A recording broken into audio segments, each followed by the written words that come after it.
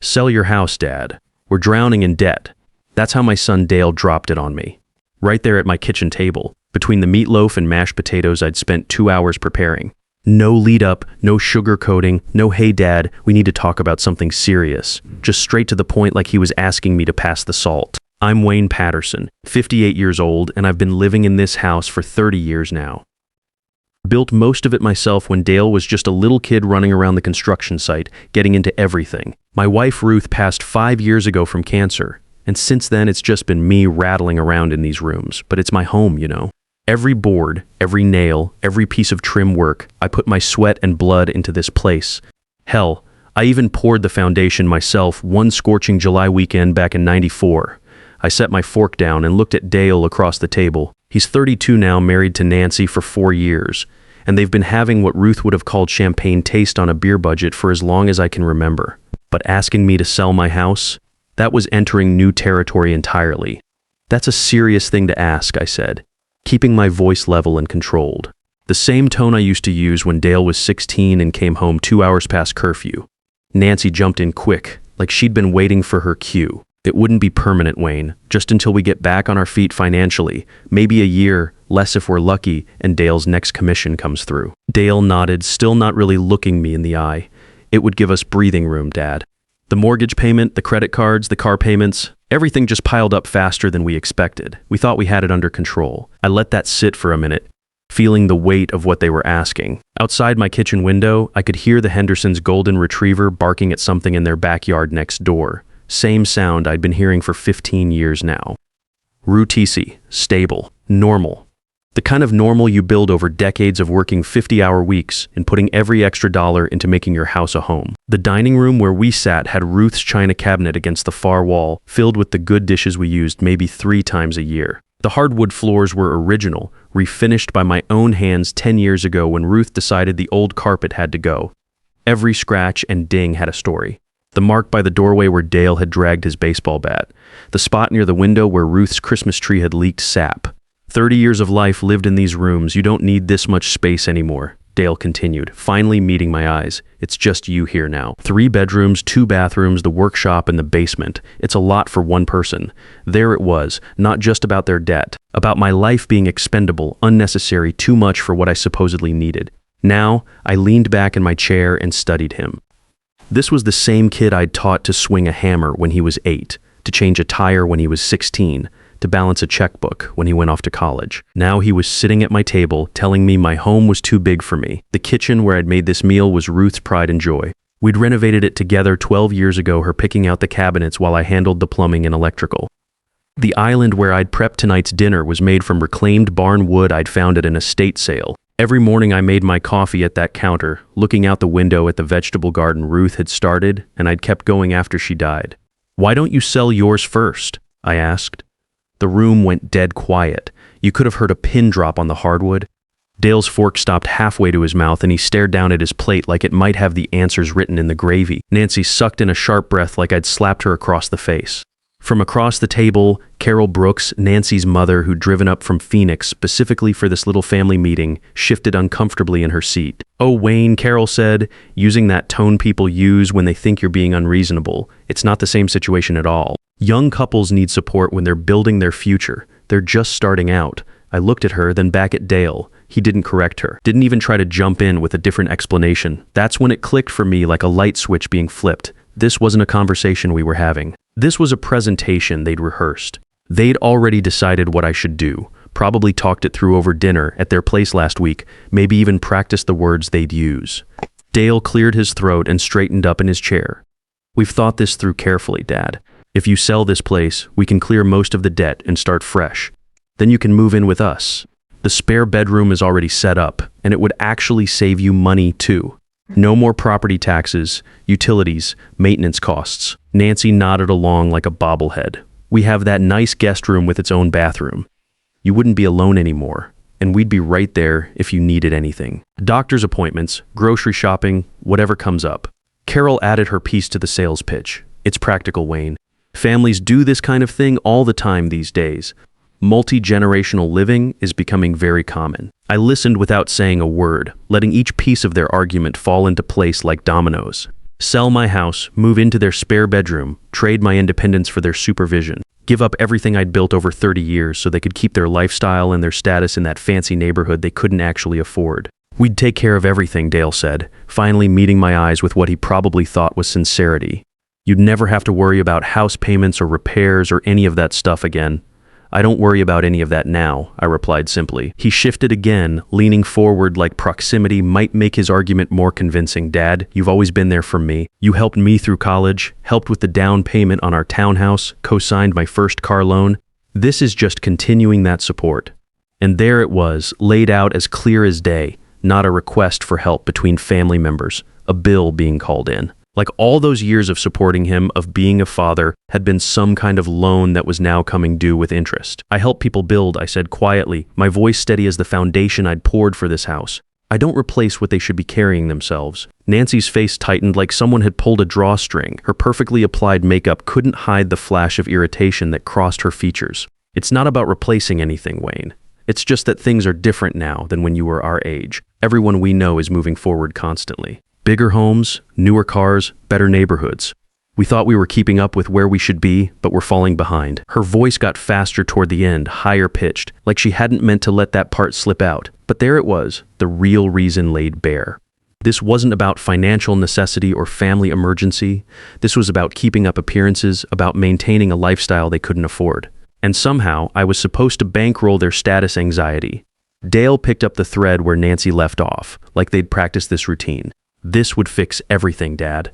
Give us the time we need to reset, to get our careers back on track. Reset. Like their money problems were just a computer that needed to be unplugged and plugged back in. Like years of overspending and poor choices could be erased with the right button press. I'd heard that word a lot from Dale over the years. Reset after he dropped out of his first college major. Reset after he quit 3 different jobs in 2 years. Reset after he bought that motorcycle he couldn't afford and had to sell 6 months later. I didn't answer right away. Let the silence stretch out and fill the room like smoke. Outside, a lawnmower started up somewhere down the block. Probably Mrs. Garcia getting her weekly yard work done before the sun got too hot. Everything normal. Everything in its predictable place. The kind of steady routine that comes from living within your means and not constantly chasing the next upgrade. I understand what you're asking, I finally said. Dale perked up immediately, his shoulders relaxing like he thought he'd won the lottery. But I'm not going to do it. The words landed clean and final. No drama, no raised voices, no theatrical gestures.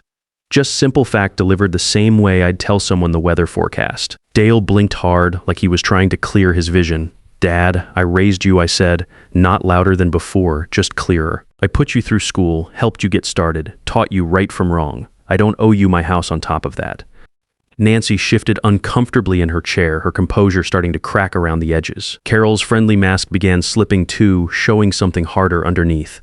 You're being selfish, Carol said bluntly, dropping the sweet grandmother act she'd been putting on all evening. They're trying to build a future here. You're in a position to make that easier, and you're choosing not to. I turned to look at her directly, this woman who'd driven 300 miles to sit at my table and tell me what I should do with my own property, then give them your house.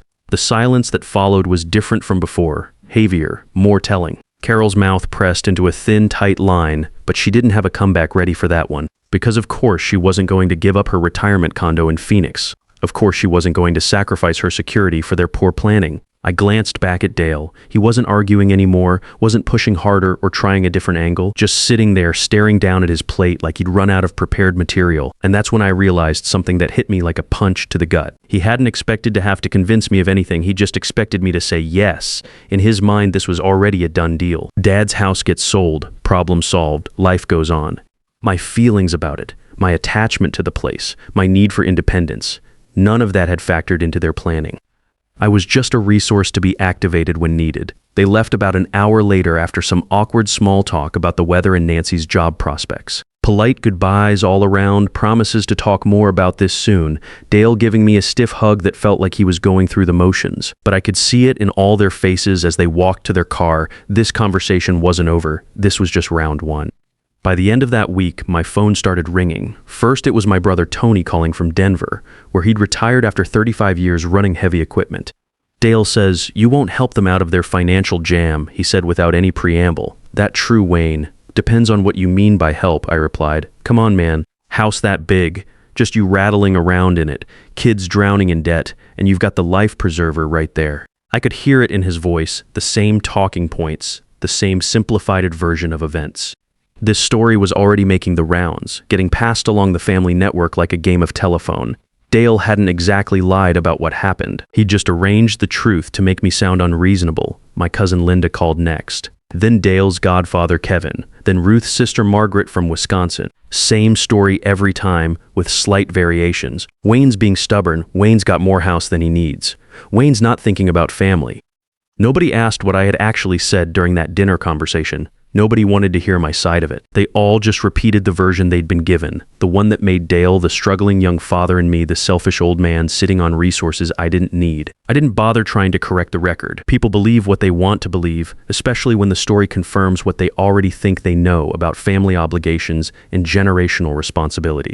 My daily routine stayed exactly the same, up at 6 a.m. for coffee on the back porch, checking the vegetable garden Ruth had planted and I'd expanded over the years. Reading the newspaper at the kitchen island, same spot where I'd eaten breakfast for 30 years. Working in my basement workshop on furniture repair projects for neighbors, keeping my hands busy and my mind occupied. What changed was quieter but unmistakable. Dale's weekly check-in calls got shorter, then less frequent. When he did call, there was a distance in his voice that hadn't been there before, like something fundamental had shifted between us and we were both pretending not to notice. Nancy stopped calling altogether. No more updates about her real estate career, no more invitations to holiday dinners or birthday celebrations. Just silence where there used to be connection. The family network that had once included me started operating around me instead. I'd hear about gatherings after they happened, see photos on social media of events I hadn't been invited to. Nothing dramatic or openly hostile. Just the quiet rearrangement of relationships that happens when someone doesn't play their expected role. But the real change came 3 weeks later, when an envelope showed up in my mailbox that would make everything crystal clear. The envelope wasn't addressed to me directly. Dale's name was printed across the front in bold letters, but underneath it, in smaller print, was my home address. For a moment I just stared at it, confused about why Dale's mail was coming to my house. Then I remembered something from years back when he was 22 and trying to establish credit. I'd co-signed one document for him. Just one. A small personal loan to help him buy his first decent car. I opened it without thinking twice. The language was all legal jargon and fine print, but the numbers jumped off the page like they were written in red ink. Mortgage payment, 60 days past due. Amount owed, $3,1847. Credit card balances, $23,400 across 4 different cards, all maxed out, all over limit, late fees piling up like snow in a January blizzard. Car payments, 45 days behind on both vehicles. Nancy's BMW lease and Dale's pickup truck, both with payments higher than my monthly grocery budget. I sat at my kitchen table reading through page after page of financial carnage, feeling like I was looking at the aftermath of a tornado. This wasn't the picture Dale had painted during that dinner. This wasn't a little behind or temporarily tight. This was full-scale financial disaster, the kind that takes years of poor decisions to create. I picked up the phone and called him. "Dad?" He answered on the 3rd ring, sounding distracted. "I got some mail today," I said, keeping my voice neutral. "Addressed to you but delivered here." There was a pause, not confusion, recognition. He knew exactly what I was talking about. "I meant to tell you about that," he said finally. "Tell me what exactly." "It's not as bad as it looks on paper, really." I waited, letting the silence stretch out until he felt compelled to fill it. The interest rate on the house adjusted higher than we expected when we bought it. Variable rate mortgage seemed like a good idea at the time. We've been managing the payments, but when it jumped from 4% to 7.5%, it caught us off guard. I looked down at the paperwork spread across my table. "Managing? Dale, you're 60 days behind." Another pause. "The credit cards too," he admitted, his voice getting smaller. "We had to furnish the house when we moved in, make it look professional for Nancy's real estate clients. Then there were some repairs, some improvements. Nancy's real estate career brought in maybe $2,000 a month on a good month. Most months it was closer to $800. I'd never understood how they thought that income could support their lifestyle, but I'd kept my opinions to myself. "What about the car payments?" I asked. "The lease payments are higher than we planned, but that's temporary. Nancy needed something reliable for showing properties, and I needed the truck for work." There was that word again, temporary. In Dale's vocabulary, everything was always temporary. The overspending, the missed payments, the poor planning. It was all just a temporary situation that would resolve itself somehow. "How many payments total are you behind on?" I asked. Silence answered that question better than words could have. I looked at the documents scattered in front of me, adding up the numbers in my head. This wasn't financial pressure or a rough patch. This was financial collapse, the kind that happens when people spend years living beyond their means and finally hit the wall. You weren't asking me to help you, I said quietly. You were asking me to save you from this. That's not fair, Dad. It's accurate, son. He didn't argue with that. Couldn't argue with it, because the evidence was right there in black and white. I folded the documents back into the envelope, creasing the edges carefully. That dinner conversation replayed in my mind, but now it looked completely different. Not a son asking his father for family support during a difficult time. A drowning man trying to pull someone else underwater with him. The next morning, I drove downtown to see Keith Williams, the attorney who'd handled Ruth's will and helped me set up some basic estate planning after she died. Keith had been practicing law for 25 years and had seen every kind of family financial drama you could imagine.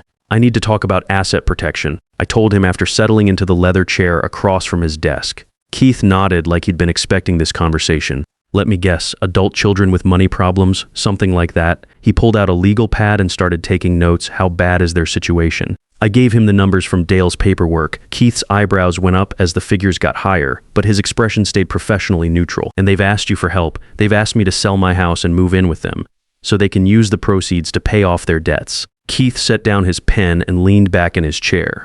Wayne, I've seen this exact scenario dozens of times. Adult child gets in over their head financially, starts looking at elderly parents' assets as the solution to their problems. It rarely ends well for the parent. What are my options? Several.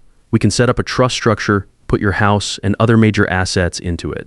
You remain the beneficiary for life, but the assets are legally protected from creditors and can't be accessed by family members, even with your permission. He explained how the trust would work, how it would protect everything I'd built from being used to bail out Dale's poor financial decisions. The paperwork would take about 2 weeks to complete, and once it was done, my house would be legally untouchable. There's something else, Keith said as I was getting ready to leave. If your son is this far behind on payments, and if he's been using your address for financial documents, you need to check your credit report. Make sure he hasn't tried to open any accounts using your information. That afternoon, I went online and pulled my credit report from all 3 agencies. Most of it was exactly what I expected. My mortgage, 1 credit card I paid off every month, utilities in my name. All current, all in good standing. But there at the bottom was something that made my blood run cold. An application for a home equity line of credit on my property filed 3 weeks ago. Under my name and social security number, the application had been denied. Apparently my bank required in-person verification for loans that large, but someone had tried to use my house as collateral for a $75,000 credit line. Someone who had access to all my personal information. I called Keith Williams immediately. That's identity theft, Keith said when I told him about the credit application and attempted fraud. Your son tried to use your property as collateral without your knowledge or consent. We filed a police report that afternoon. Detective Martinez took my statement and copies of all the documents, the credit application, the past due notices, everything. She explained that financial fraud between family members was more common than people realized, and that it often escalated if not stopped early. Most people don't want to press charges against their own kids, she said. But sometimes legal consequences are the only thing that breaks the pattern. I signed the paperwork to move forward with the investigation. It wasn't an easy decision, but Dale had crossed a line that couldn't be uncrossed.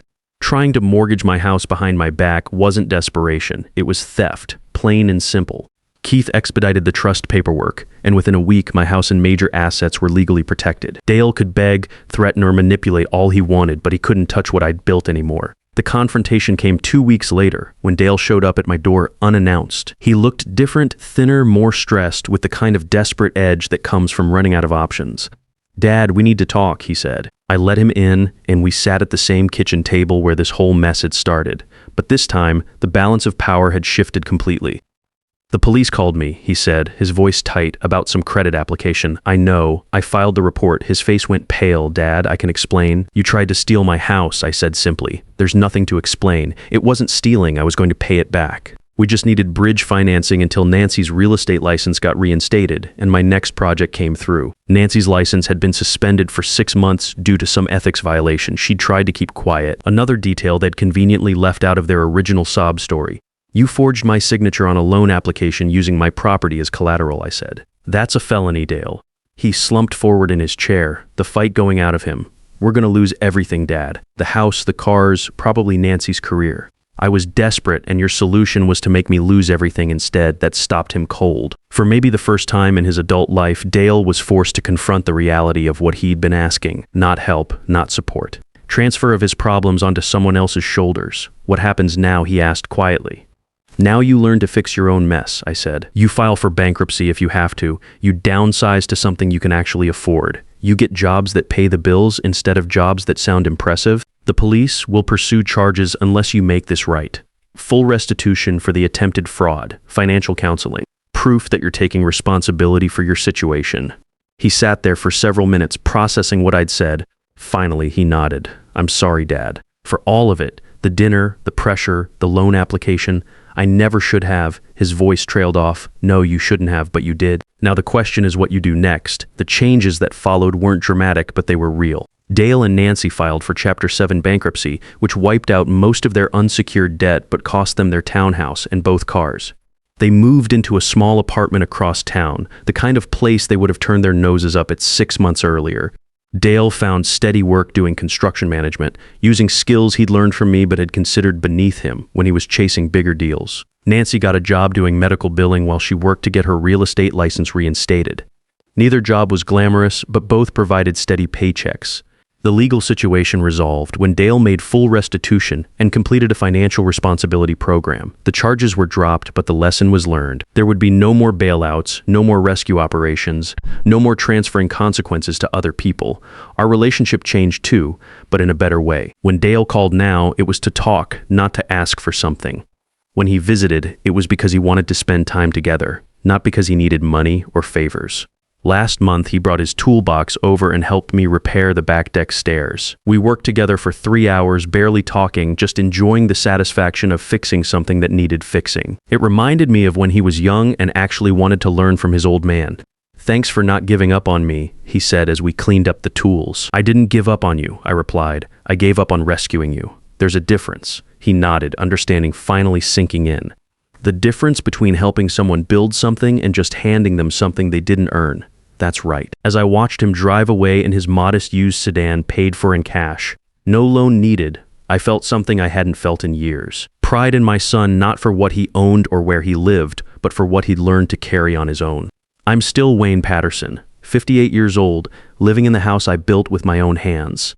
The vegetable garden Ruth started is bigger now, and I've added a workshop where I teach neighborhood kids basic carpentry skills. The house is still too big for one person, according to some people's logic, but it's exactly the right size for my life. And my son is finally learning to build a life that fits his own foundation instead of trying to borrow someone else's. That's worth more than any house, any amount of money, any family peace bought with someone else's sacrifice. Sometimes the best help you can give someone is refusing to save them from consequences they need to learn from. It's not easy, and it's not popular, but it's real love, the kind that builds character instead of just solving problems. The kind of love that helps people become who they're supposed to be instead of who they think they want to be. Real strength isn't measured by what you can give away, but by what you're wise enough to keep, and teaching others to earn what they truly need builds character that lasts generations. The hardest thing a parent can do is watch their child struggle with consequences, but sometimes that struggle is exactly what transforms them from someone who takes to someone who builds.